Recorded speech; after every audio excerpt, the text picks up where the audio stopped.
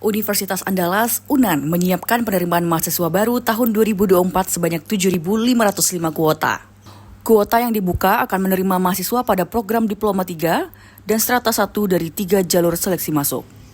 Rektor UNAN Dr. Eva Yunedi, SEAKT, menyampaikan, UNAN mengadakan 3 jalur seleksi masuk bagi mahasiswa baru. Jalur SNBP atau Seleksi Nasional Berdasarkan Prestasi memiliki kuota sebanyak 2.240 orang. Dan jalur penerimaan SNBT atau Seleksi Nasional Berdasarkan Tes dengan kuota 2.982 orang. Serta jalur penerimaan seleksi mandiri memiliki kuota 2.283 orang. Tahun ini, UNAN juga membuka 3 program studi baru, jurusan arsitektur pada Fakultas Teknik, jurusan ekonomi Islam, dan kewirausahaan pada Fakultas Ekonomi dan Bisnis. Masing-masing siswa juga diberi 4 pilihan program studi, yaitu program studi akademik dan 2 program studi vokasi. Rektor UNAN juga menyampaikan beberapa ketentuan terkait seleksi masuk mahasiswa baru 2024.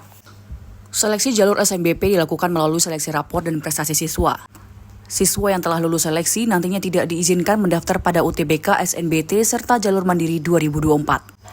Peserta SNBT juga hanya dapat melakukan 1 kali ujian UTBK, serta tidak dapat diterima pada seleksi mandiri 2024 pada PTN manapun. Sementara itu, bagi pendaftar SNPMB 2024 yang berasal dari keluarga kurang mampu, dapat mengajukan bantuan biaya pendidikan skema Kartu Indonesia Pintar atau KIP Kuliah.